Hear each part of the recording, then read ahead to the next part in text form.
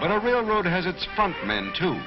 The men in the stations, who are the railroad to those the railroad serves. In the smaller towns, one man alone must do the many jobs, the station agent. He advises passengers and sells the tickets, handles baggage and manages shipments, and looks after the needs of our customers and shippers. He knows more about the railroad than anyone else in town, and more about the town than anyone else on the railroad. He's the man who keeps the railroad humming and who keeps it human. In the larger cities, it takes many people to do the many jobs, but the human side is just the same. To the passenger, who knows only what he sees with his own two eyes, the railroad is the red cap, the man who prepares his ticket, or the clerk who checks his baggage. It is all the men and women with whom he deals, in stations or on the trains. To a passenger, the railroad is a ticket home or a ticket to adventure, to new scenes passing by the window or to places well remembered. The charm and romance of the South, the majestic sweep of the great Southwest,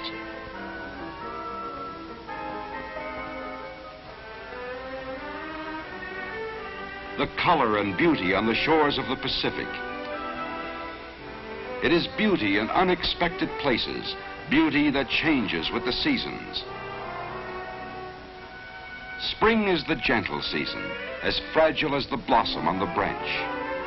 Spring brings the poppy to the coastland, the yucca to the hills. Along Louisiana bayous, soft colors light the water hyacinth. The year turns and the summer sun lies hot upon the land. But with the tang of autumn, the colors change upon the trees. A delicate tracery on the leaf, a broad brush stroke on the mountainside.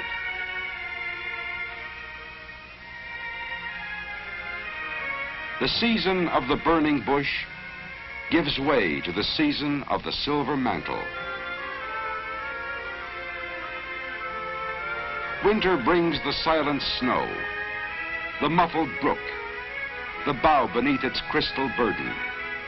The cloak lies heavy on the land, the soft white snow that sparkles in the sunlight and turns the mountain into a fairyland of white.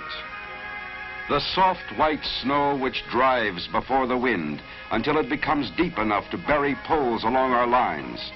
Snow that can block our switches, tear down our wires, and challenge the progress of our trains. In the Sierra, the Cascades, the Siskiyous, hundreds of miles of mountain railroad must be kept open. The trains must go through.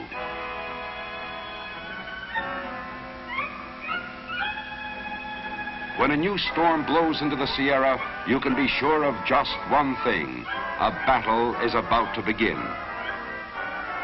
A battle fought by man's mind as well as muscle, by a powerful and complex organization that has gained skill and knowledge through the years. As the storm bears down upon us, the power of the railroad is mobilized to meet it. Extra crews are called to duty. Track crews, train and engine crews, crews for the snow fighting equipment, railroad men who are mountain men, men who have fought snow all their working lives. These men and their equipment are dispatched to strategic locations. At their battle stations, they watch and wait, knowing the call will come, and that when it does, all our efforts will be bent in one direction, to keep the trains moving. Calling Rotary 7205. Snow is piling up at milepost 193. Men and machine move in against the storm. The line must be kept open. Gold Run to Dutch Flat, Blue Canyon to Emigrant Gap, Cisco to Norden to Donner Summit and down the other side. The line must be kept open. Dispatchers work to keep the flow